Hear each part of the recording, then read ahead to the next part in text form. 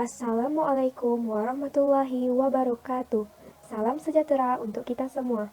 Baiklah, kali ini kita akan membahas materi pada mata kuliah Pembelajaran Bahasa Indonesia di SD kelas tinggi yang diampu oleh Bapak Dr. Eko Kuntarto, MPD MKOM. Kami dari Program Studi Pendidikan Guru Sekolah Dasar Fakultas Keguruan dan Ilmu Pendidikan Universitas Jambi. Materi yang akan kami bahas yaitu mengenai penilaian dalam pembelajaran bahasa Indonesia yang akan dibahas oleh kelompok 1 R004 semester 5 yang beranggotakan Iis N. Delta, Reva Angreska, Velti Wilayanti, Novanti Wulandari, Kartina, Aza Nabila Safitri, Dea Anastasia. Taksonomi sebagai pengarahan. Taksonomi berdimensi ganda memiliki 4 manfaat. Yang pertama, mengidentifikasi berbagai hasil belajar yang diharapkan, yakni tujuan pembelajaran di luar kategori mengingat. Yang kedua, merencanakan kegiatan pembelajaran yang memberikan sumbangan terhadap berbagai jenis pembelajaran bermakna relevan dengan tujuan pembelajaran. Yang ketiga, merencanakan metode penilaian yang sesuai dengan tujuan dan aktivitas pembelajaran. Dan yang keempat, mengecek keselarasan antara tujuan pembelajaran, kegiatan pembelajaran, dan metode penilaian. Peranan tujuan pembelajaran. Tujuan pembelajaran yang dirumuskan dengan baik memberikan penjelasan tentang hasil pembelajaran yang diharapkan, yakni dalam arti jenis penampilan yang siswa bisa tunjukkan untuk membuktikan bahwa mereka sudah mencapai pengetahuan, pemahaman, atau keterampilan yang dijelaskan oleh tujuan.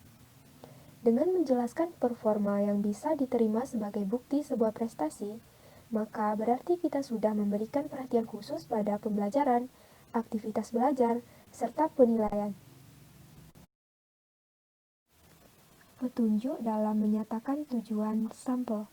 Yang pertama, rumuskan standar isi.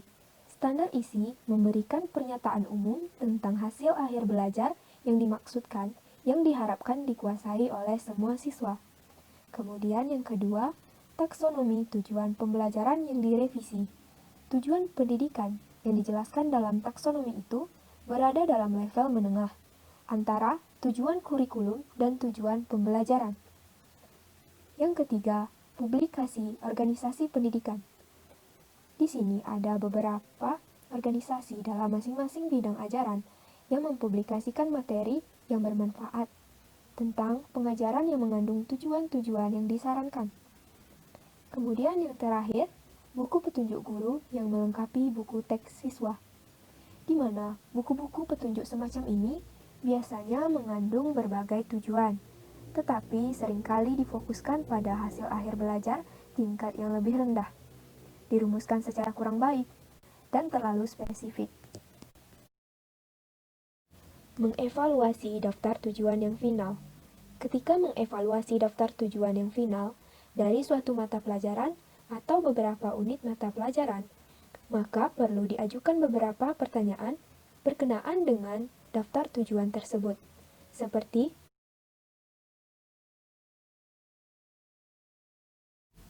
jenis prosedur penilaian. Yang pertama, observasi informal pada saat berlangsungnya proses pembelajaran. Contohnya, observasi di dalam kelas pada saat berlangsungnya proses belajar mengajar, memberikan panduan kepada guru tentang berbagai cara khusus untuk membimbing siswa. Yang kedua, uji kemampuan di kelas. Tes yang dirancang untuk digunakan di kelas memberikan prosedur yang sistematik untuk menentukan tingkat sampai di mana hasil pembelajaran yang diharapkan bisa dicapai. Yang ketiga, penilaian performa. Observasi serta penilaian langsung performa selama berlangsungnya kegiatan biasanya dilakukan dengan menggunakan checklist, skala penilaian, atau rubrik penilaian holistik. Yang keempat, penilaian produk. Beberapa contoh produk yang bisa dinilai secara langsung seperti esai, grafik, peta, lukisan, poster, model, proyek kerja kayu, dan laporan laboratorium. Yang kelima, penilaian portofolio. Portofolio bisa didefinisikan sebagai koleksi karya siswa yang digunakan untuk menunjukkan kemampuan belajarnya dalam periode waktu tertentu, atau untuk menunjukkan karya terbaik siswa. Yang keenam yaitu penilaian tertulis. Penilaian tertulis biasanya diadakan untuk waktu yang terbatas dan dalam kondisi tertentu. Dari berbagai alat penilaian tertulis, alat penilaian jawaban benar salah, isian singkat, dan menjodohkan, merupakan alat yang hanya untuk menilai kemampuan berpikir tingkat rendah, yaitu kemampuan mengingat atau pengetahuan. Bentuk penilaian tertulis ini untuk kegiatan pembelajaran bahasa hanya digunakan untuk menilai hal-hal yang terkait dengan pengetahuan bahasa. Dan yang terakhir yaitu penilaian kinerja atau performance. Penilaian kinerja adalah penilaian berdasarkan hasil pengamatan penilaian terhadap aktivitas siswa sebagaimana yang terjadi. Penilaian dilakukan terhadap kinerja, tingkah laku, atau interaksi siswa. Cara penilaian ini lebih otentik daripada tes tertulis, karena apa yang dinilai lebih mencerminkan kemampuan siswa yang sebenarnya. Semakin sering guru mengamati unjuk kerja siswa, semakin terpercaya hasil penilaian kemampuan siswa. Validitas dan reliabilitas dalam rencana penilaian. Yang pertama, validitas suatu instrumen penilaian bisa didefinisikan sebagai ketepatan dan kebermaknaan kesimpulan yang kita buat, berdasarkan hasil penilaian untuk penggunaan yang dimaksud. Misalnya, jika kita mengadakan tes kosakata, kita bisa menginterpretasikan nilai yang siswa peroleh sebagai contoh representatif tentang istilah-istilah yang kita ajarkan. Kemudian, reliabilitas bisa didefinisikan sebagai konsistensi hasil penilaian. Misalnya, jika seorang siswa memperoleh nilai 70 pada suatu tes membaca, kita bisa mengatakan bahwa nilai 70 itu merepresentasikan kemampuan membaca siswa tersebut secara akurat pada tes tersebut. Jenis-jenis metode penilaian.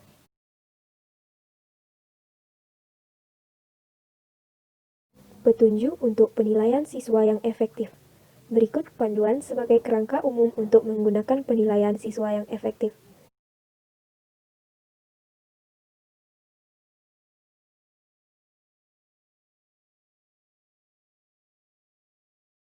Penilaian acuan norma atau norma reference, dan penilaian acuan kriteria atau kriterion reference. Hasil dari penilaian jenis pertama diinterpretasikan dalam posisi masing-masing siswa di antara siswa-siswa lainnya. Misalnya, dia berada pada posisi tertinggi ketiga dari 40 siswa. Metode untuk menginterpretasikan performa siswa semacam ini dinamakan interpretasi acuan norma atau normal reference interpretation. Selanjutnya yaitu hasil dari penilaian jenis kedua dinyatakan dalam istilah pengetahuan dan keterampilan khusus yang bisa ditunjukkan oleh setiap siswa. Misalnya, dia bisa mengidentifikasi ide utama dalam setiap paragraf. Dia bisa membedakan antara fakta dan opini. Metode untuk menginterpretasikan hasil penilaian semacam ini dikenal dengan istilah interpretasi acuan kriteria atau criterion reference. Bentuk tes. Bentuk tes terbagi menjadi dua. Yang pertama yaitu bentuk tes tertulis. Tes tertulis adalah sekumpulan item pertanyaan atau pernyataan yang dirancang baik oleh guru maupun evaluator secara sistematis guna memperoleh informasi tentang siswa. Tes tertulis pada dasarnya tidak bisa digunakan secara efektif untuk mengevaluasi keterampilan psikomotor siswa. Akan tetapi, tes tertulis dapat digunakan untuk mengevaluasi prinsip-prinsip yang menyertai keterampilan, termasuk keterampilan kognitif, afektif, dan psikomotorik. Berdasarkan bentuk butir soal, tes tertulis terbagi menjadi dua, yaitu yang pertama, tes esai. Tes esai secara ontologi dapat didefinisikan sebagai salah satu bentuk tes tertulis yang susunannya terdiri atas butir-butir pertanyaan, yang masing-masing menghubungkan permasalahan dan memerlukan jawaban siswa melalui uraian-uraian kata yang merefleksikan kemampuan berpikir mereka. Yang kedua, yaitu tes objektif.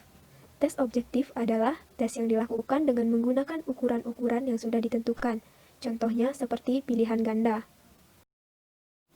Hal yang perlu diperhatikan oleh guru atau pembuat naskah soal tes esai. Selanjutnya, bentuk tes kedua yaitu tes lisan.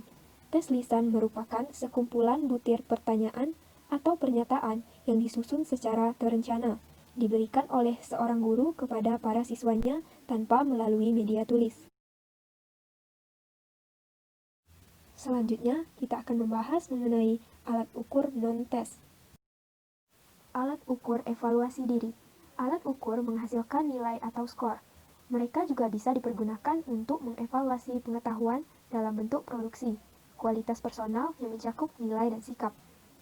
Alat ukur non-tes ini memiliki beberapa manfaat.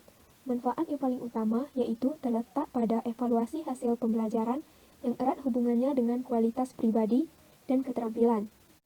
Kemudian, alat ukur non-tes ini juga dapat digunakan dengan tepat untuk menilai bukan saja kegiatan yang berkaitan dengan proses belajar mengajar, tetapi juga banyak dipakai dalam kegiatan di luar kelas, seperti kegiatan penelitian atau bentuk proyek lain yang dilakukan dalam kaitannya dengan manajemen lembaga pendidikan.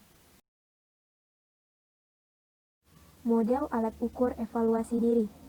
Menurut Freeman tahun 2012 dan Lin and Gronlund tahun 2000, alat ukur rating dapat dibedakan menjadi dua.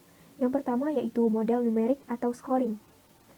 Alat ukur non-tes jenis scoring pada umumnya digunakan oleh para guru atau para evaluator untuk mengevaluasi siswa dengan model titik, tingkat, atau pada skala dengan acuan langsung.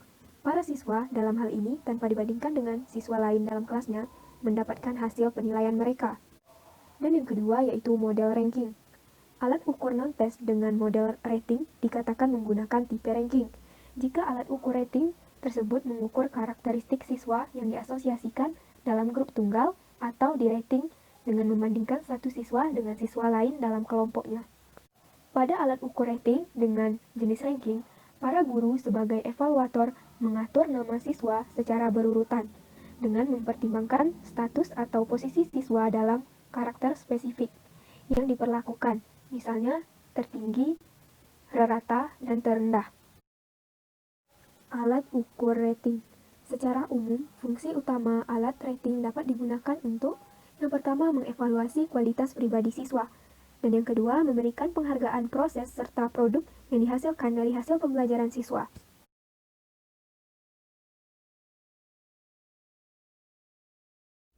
Bentuk-bentuk laporan.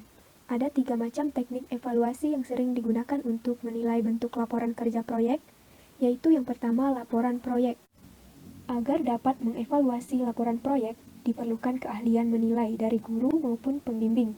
Ada beberapa komponen penting yang perlu diperhatikan ketika melakukan penilaian laporan proyek.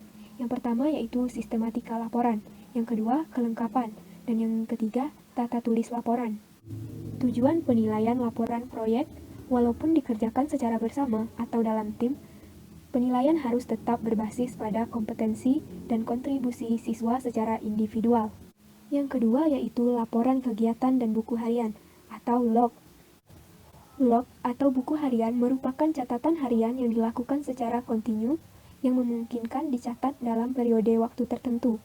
Log ini semula merupakan catatan harian yang digunakan dalam kegiatan di kapal laut, tetapi dalam perkembangan pendidikan, log juga digunakan untuk mencatat kegiatan sekolah yang dilakukan secara kontinu. Dan yang terakhir yaitu laporan kegiatan. Pada evaluasi dengan bentuk-bentuk laporan, pada umumnya guru dihadapkan pada informasi seorang siswa yang bersangkutan dibanding dengan penilaian di atas. Penilaian alternatif atau alternative assessment. Pengertian penilaian alternatif. Penilaian alternatif menurut Yusuf 2015-270 merupakan satu jenis penilaian dalam pembelajaran dengan menggunakan berbagai teknik penilaian. Karakteristik asesmen alternatif. Yang pertama, terdapat saling keterkaitan antara penilaian dan pembelajaran. Yang kedua yaitu peserta didik dipandang sebagai klien utama. Yang ketiga yaitu penilaian alternatif dilakukan secara berkelanjutan. Yang keempat yaitu memuat tugas-tugas bermakna. Yang terakhir yaitu kriteria penilaian didistribusikan terlebih dahulu. Teknik-teknik yang digunakan dalam penilaian alternatif. Yang pertama, portofolio. Yang kedua, rubik. Yang ketiga, jurnal belajar atau jurnal siswa. Yang keempat, catatan ringkasan tentang belajar. Yang kelima, penilaian diri. Yang keenam, peta konsep. Dan yang terakhir yaitu diskusi kelompok terfokus. Penilaian autentik atau authentic assessment. Menurut Muller, 2008, Assessment Autentik. Penilaian autentik adalah bentuk penilaian saat para siswa diminta untuk melakukan tugas-tugas nyata yang menunjukkan atau menggambarkan penerapan pengetahuan dan keterampilan penting yang bermakna. Lin dan Gronland 1995 menyatakan bahwa penilaian autentik itu adalah sejenis penilaian alternatif yang dikerjakan di dalam setting dunia nyata. Penilaian autentik seperti yang dikemukakan Valencia, Hibbert, dan Auflerbeck dalam Paris dan Ayres 1995 meliputi 4 aspek utama, yaitu yang pertama, authentic assessment is consistent with classroom practice. Yang kedua yaitu authentic assessment collect diverse evidence of students learning from multiple activities rather than relying on single test or narrow samples of student knowledge.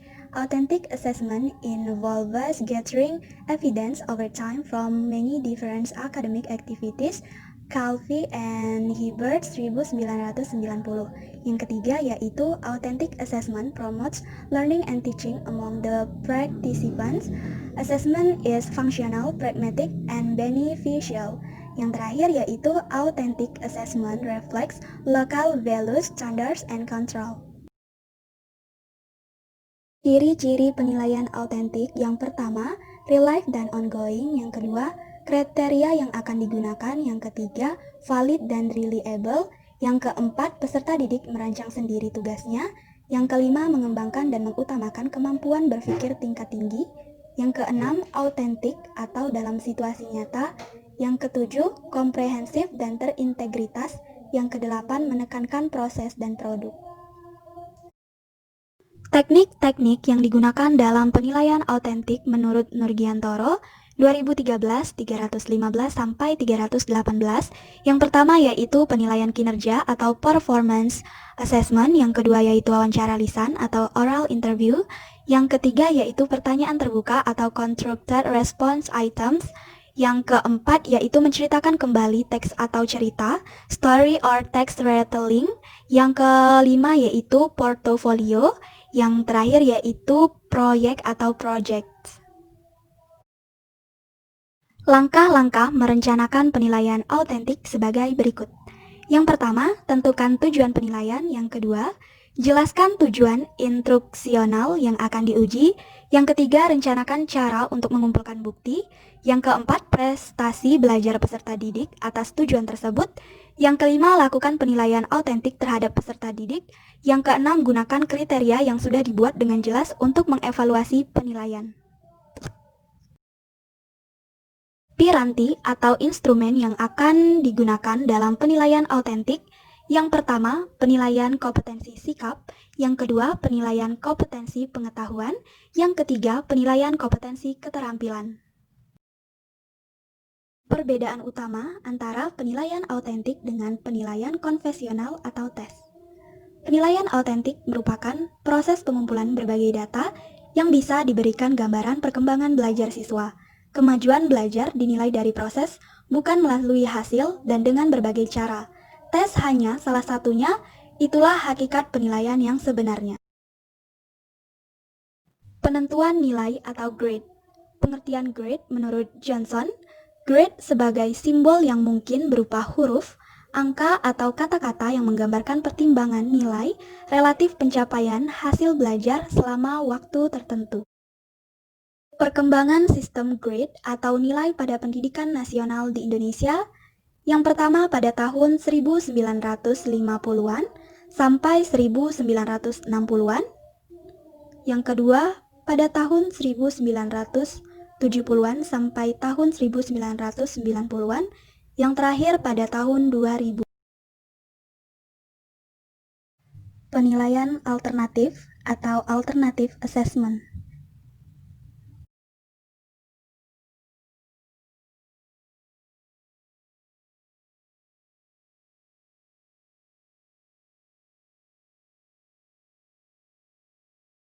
Menyelenggarakan evaluasi hasil belajar di kelas.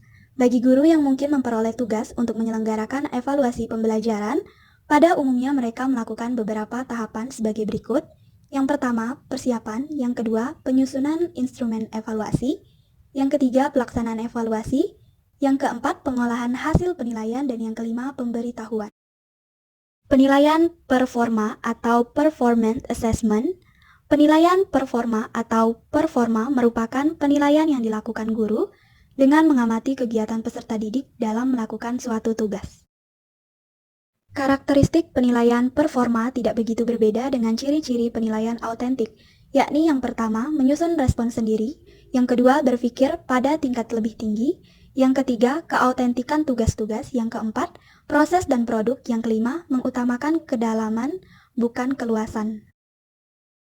Jenis-jenis tes performa, yang pertama, paper and pencil performance, yang kedua, recognition test, yang ketiga, simulate performance, yang keempat, work sample test. Manfaat tes performa yang pertama, untuk meramalkan kesuksesan dalam melaksanakan keterampilan tertentu, yang kedua, untuk mendiagnosis kesulitan-kesulitan dalam penampilan, yang ketiga, sebagai alat bantu dalam pendidikan peserta didik, yang keempat, sebagai patokan atau kriteria untuk menilai kemajuan seseorang dalam penilaian atau dalam promosi dalam latihan, yang terakhir, untuk menilai keterampilan dan sekaligus kualitas produk yang dihasilkan. Kami akhiri, wassalamualaikum warahmatullahi wabarakatuh.